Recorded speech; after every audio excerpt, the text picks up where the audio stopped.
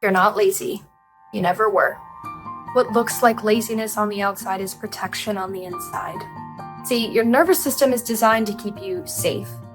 When it senses danger, it has a handful of automatic responses. It's about learning to identify this self-sabotaging behavior of procrastination and perfectionism not as personal failures, but nervous system responses. These are all nervous system responses that become quite obvious when you know how to read them. And they're designed to keep you safe. And when you stop shaming yourself for those responses and start working with them, you open the door to real, lasting change.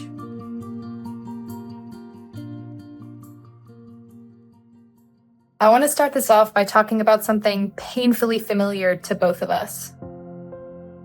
You walk into the kitchen and there are dishes piled in the sink. You tell yourself, oh, I'll get to it in 5 minutes. I really want to get those done and get them out of the way. And suddenly, everything else becomes more important. Everything else becomes something you should be doing. And when you even think about doing the dishes, about following through on that thing you said you'd do, your arms feel heavy. Your brain gets foggy. Your phone becomes infinitely interesting. It's like your body, even your mind is saying absolutely not, but you have no idea why. So you do what feels easier. You avoid it. You scroll. You watch one video, then another. And before you know it, a couple hours have passed and the dishes are still sitting there. And you have all the knowledge that you want to get them done, but none of the actual ability to get up and do them. Now, a different voice in your head gets louder. Why can't I just do this? I'm pathetic. I'm lazy. What is wrong with me? Maybe your version isn't the dishes. Maybe it's opening the bills sitting on the counter. Maybe it's doing your laundry, starting your laundry, folding your laundry. Maybe it's starting a work project that's already overdue, or responding to an email that should have been responded to 2 weeks ago. Maybe it's answering a message from a friend you care about, but just can't seem to respond to. On the outside, these are simple tasks, but on the inside, they feel like mountains. And the cruelest part is the cycle that ensues every single time. Shame. You start telling yourself this story that you're weak, that you're the only one like this, that no one else struggles the way that you do. That you're lazy, that if you really cared, you would just get things done. Maybe this is new for you and it came on in the past couple of years, or you've had a lifetime of being like this, of other people not understanding why you can't function the way other people do. That word, lazy, it sticks like glue. Maybe you were called lazy as a kid when all the chores had to be in a perfect certain order and a perfect certain circumstance before you could get started on them. Maybe you called yourself lazy in college or even in high school when you always push assignments to the last minute because that's the only time you could actually focus and get them done. Maybe now, as an adult, you say it every time you freeze on something small. But here's what I want you to hear from the beginning. You're not lazy. You never were. What's happening in these moments isn't laziness, and it's not weakness. It's not that you don't care. The secret is that it's your brain protecting you. See, your nervous system is designed to keep you safe. When it senses danger, it has a handful of automatic responses. You're probably familiar with them. Fight, flight, freeze, fawn, or even collapse. And your brain doesn't understand the difference between a big threat, like someone yelling at you, and a small one, like an email. Because you have trained yourself to view them the same. I know that sounds weird, but we're gonna get into it. To your nervous system, both feel like danger. Both trip that survival switch. When you shut down in front of the dishes, or the bills, or the laundry, or the inbox, that is not weakness. It's your nervous system saying, this feels like too much, this is a stressful situation, this doesn't feel safe, I need to protect myself. When in reality, what those signals aren't quite interpreting is that I don't know where to begin. I feel like this has to be perfect in order for me to start. I don't feel capable of following through, so how can I begin if I don't trust myself? What looks like perfectionism is protection. What looks like avoidance is protection. And it doesn't make it okay. I'm not saying that. But I'm saying if you go at it hard with this premonition about it being laziness and a lack of willpower and a lack of discipline, you aren't going to get anywhere because you're treating the wound with the wrong medicine. But if we can dig into why it exists, if we can dig into what has caused it, then we can start to treat it with what it really needs. The reason you have struggled for so long is not because you don't care. It's because all the advice you've been given is targeting the wrong problem for a different kind of person. Just get disciplined. You just need more willpower. You just need to stop making excuses. But the thing is, willpower, even if we could find this magical thing, it doesn't override a nervous system in shutdown. You can't shame yourself into safety. You can't bully your brain into trust. We're talking about the oldest mechanisms in our systems, because our first priority above all is survival. If anything, all that advice actually makes it worse. So yeah, you haven't been stagnant these past few years, you've been declining every time you try to apply a new piece of advice that isn't meant for you. Because now not only are you frozen, you're blaming yourself for being frozen, which drives the shame deeper, which reinforces the shutdown, which keeps you stuck in this cycle. That's why so many people, you and myself included, have tried planner after planner, productivity system after productivity system, new app after new shiny app, self-help book after self-help book, and still ended up in the same loop. Again, not because you're broken, not because you don't care, but because none of those tools addressed the real issue: safety.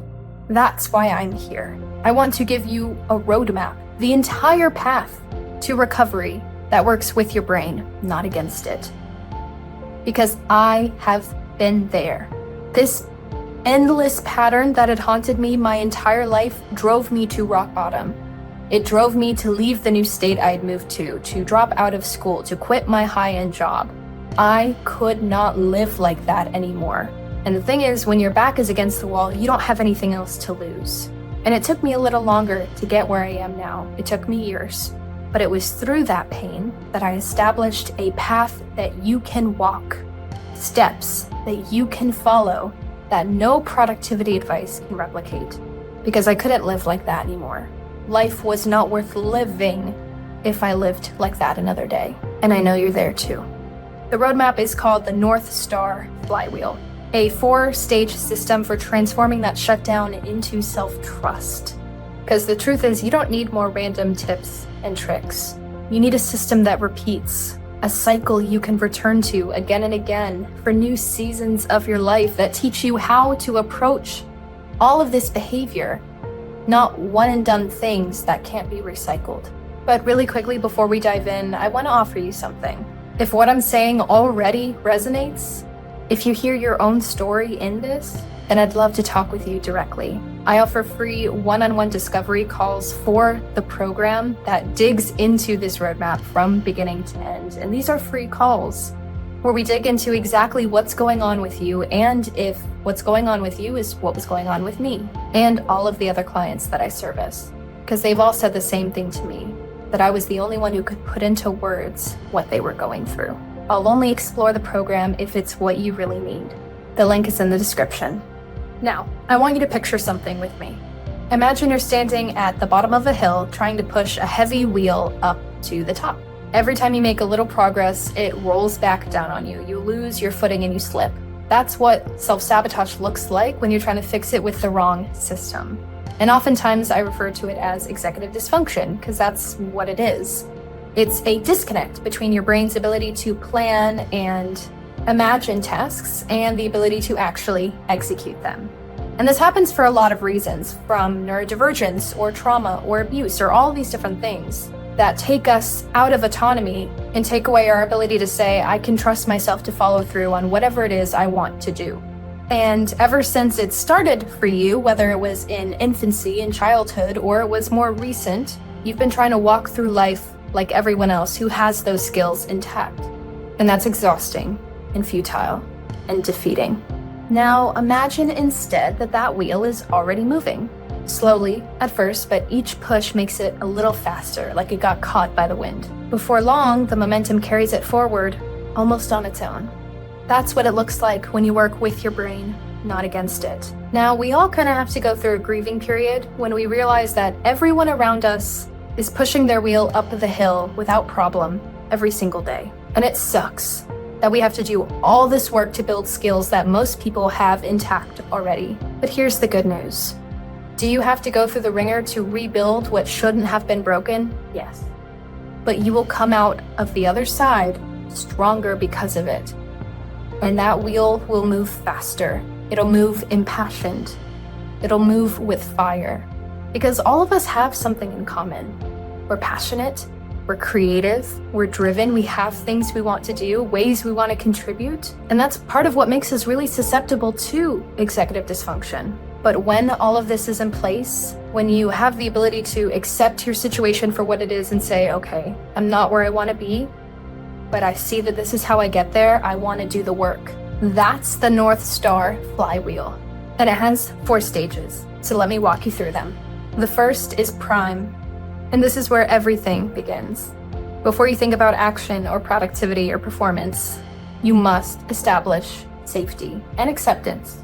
Prime is about meeting yourself fully and gently. It's about learning to identify this self-sabotaging behavior of procrastination and perfectionism, not as personal failures, but nervous system responses. Being able to turn on that filter of neutrality to say, okay, what's really going on here? Without prime, every attempt to change collapses. With prime, you have soil where growth can truly take root. Next is drive. Once you're grounded, you need fuel to start going. Not the kind of fuel that burns out after a few days, which is probably what you're familiar with. And not like a burst of guilt or fear or panic from external validation and external pressure. No, you need fuel that lasts. Drive is about building motivation from the inside out. Connecting with your values, learning about the intrinsic motivation that drives human beings, creating small rituals that remind you why things matter, matching your energy to your priorities instead of running on autopilot.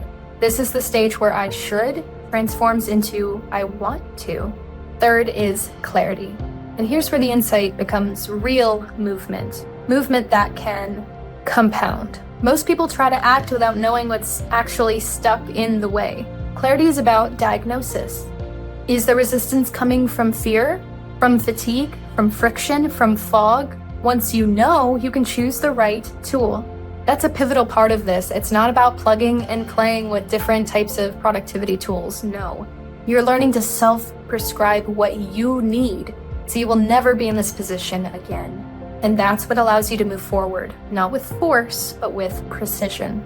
Finally, once you've created that safety, fuel, and clarity, you move on to confidence. But not the Instagram version of confidence. Not hype and not bravado.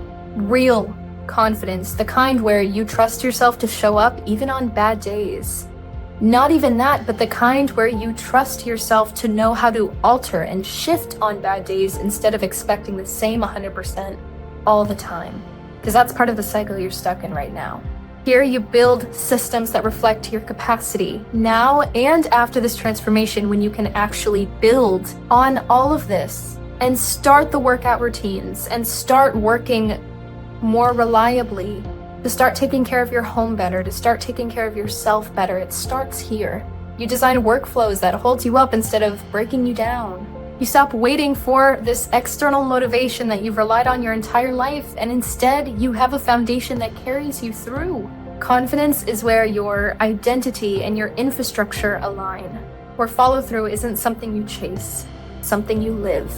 But notice something for me. Is this technically a straight line? Yeah, but it's not intended to be, because you don't finish prime and never come back. You don't complete drive once and move on forever. Each stage feeds the next and then loops back around as you enter a new season of life, a new age of life, new challenges.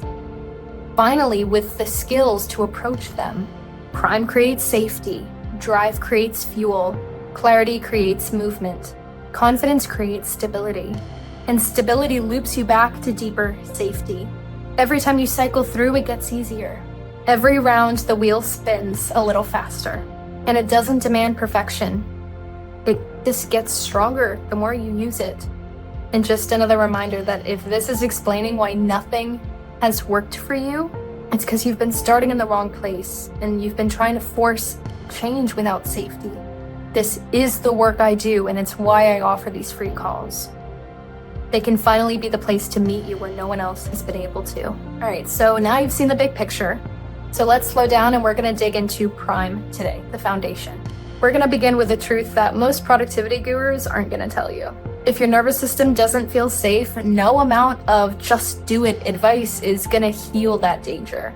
That's why Prime is the foundation of the entire flywheel, and I call it coming home to yourself. Everything else, from building motivation to establishing your values to sustaining new habits and foundations, it all relies on this. But because Prime is subtle and quiet and not flashy, most people want to skip it. They want to get to the good stuff. They jump straight into hacks, trying a new app, a new routine, or a new motivational video. And it will work for a couple days. I've heard that story again and again. I used to be that story. But always after, the crash comes and you end up blaming yourself. Let me show you why Prime matters and how it changes the entire story. Think of a time when you tried to push yourself through a task. Maybe you sat down at your desk and said, I have to get this done. No excuses, I'm not gonna procrastinate this another minute. You set a timer, you definitely scolded yourself, and maybe even said, no excuses, just get this done. And yet, your brain drifted.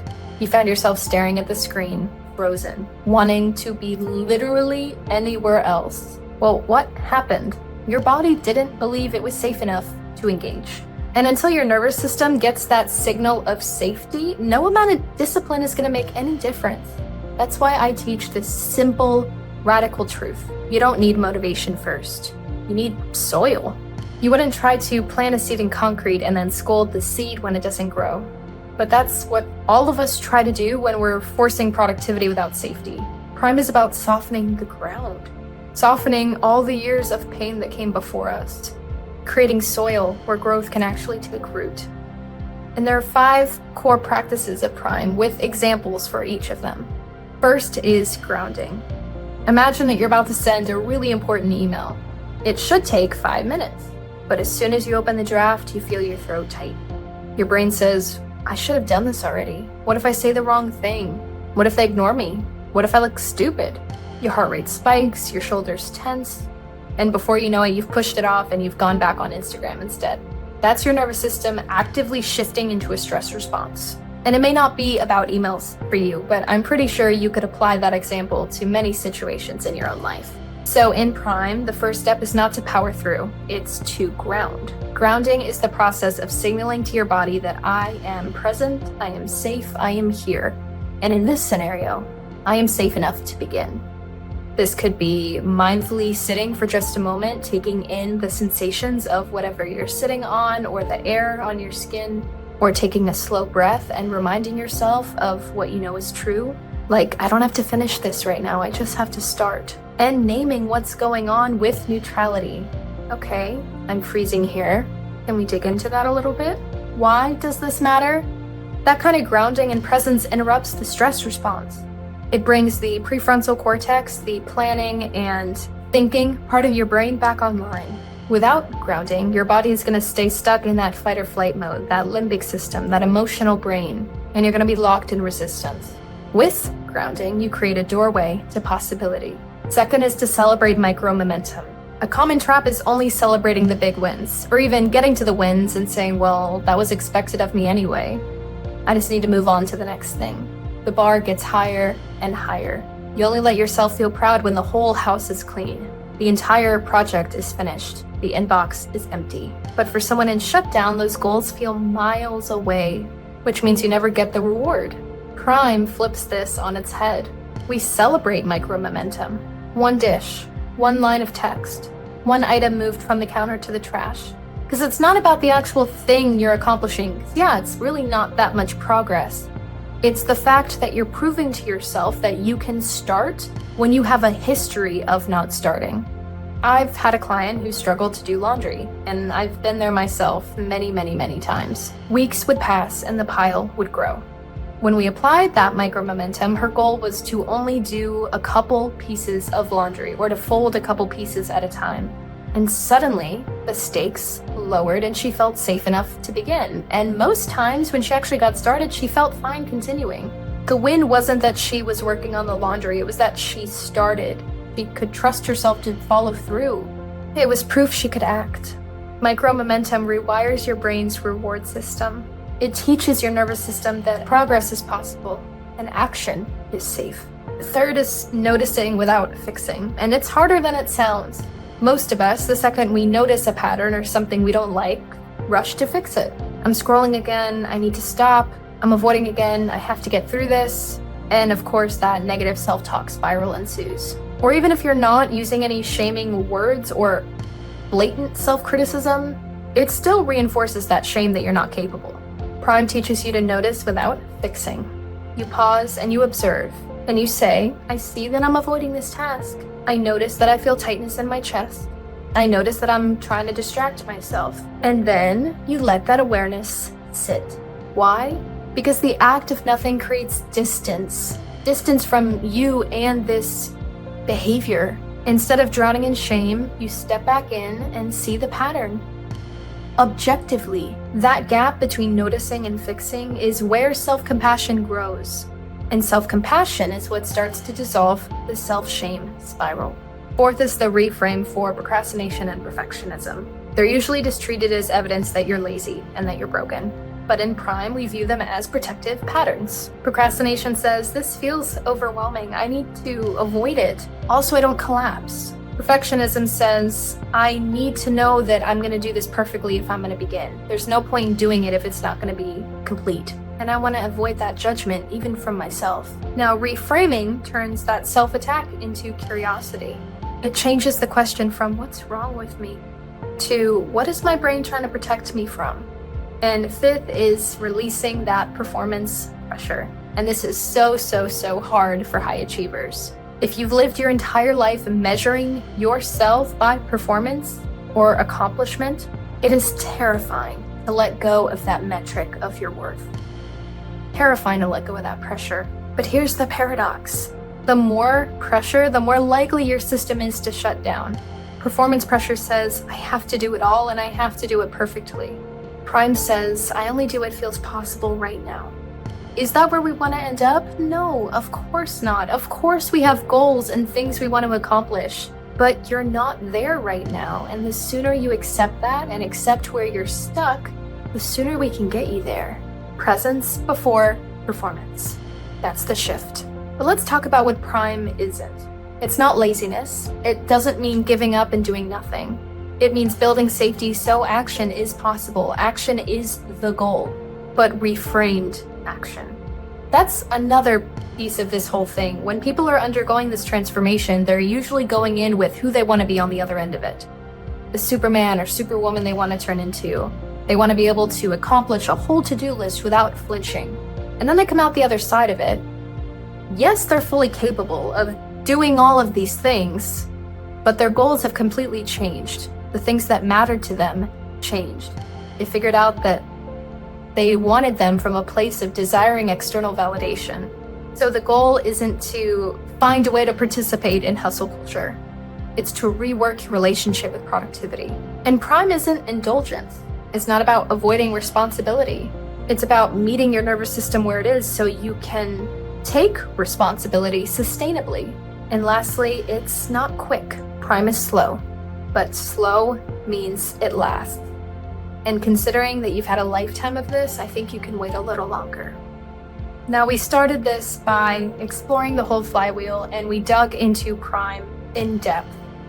And we'll have videos that go into drive and clarity and confidence. But you have to start here. But let's zoom out for a second and see how they all fit together. You wake up feeling foggy, and old you would have shamed yourself immediately. But with Prime, you ground, you breathe. You remind yourself, this isn't laziness. This is my brain protecting me. You connect with drive and ask, why does today matter? What's one value I can honor right now? Maybe it's peace, so you start by tidying one item for space. You step into clarity and you ask, what's the real cause of my resistance? You realize it's fog, so you prescribe one micro step. You write the first bullet of your project outline. And as the day goes on, confidence holds you. Your systems are built for your capacity, so you don't crash. When you inevitably miss something, because you're human, you return without shame. And at the end of the day, you feel steady. Not perfect, but steady. That's the flywheel in action. Prime, drive, clarity, confidence. Back into Prime and deeper each time. Each cycle builds more trust. Each cycle makes it easier. I want to circle back to where we started. You're not lazy. You never were. What looks like laziness on the outside is protection on the inside. Shutdown is not weakness. Procrastination is not proof of failure. Perfectionism is not just obsession. These are all nervous system responses that become quite obvious when you know how to read them, and they're designed to keep you safe. And when you stop shaming yourself for those responses and start working with them, you open the door to real, lasting change. That's what the North Star flywheel gives you. A system that works with your brain. A roadmap that transforms shutdown into self-trust. If you see yourself in these patterns, if you've tried every system and you know that they're not meant for you, then this is your invitation. I offer free one-on-one discovery calls. And on these calls, we dig into your exact patterns, where you're coming from, what you're going through, and see if my program is the kind of medicine that you need. Because your future doesn't have to look like your past. You don't have to keep calling yourself lazy. You don't have to keep spinning in shame, unheard, silent, voiceless. There is a way out. There is a system, and you don't have to do it alone. The link is below to book a call. Let's start building your North Star together. And as always, stay in this corner of the internet as long as you need.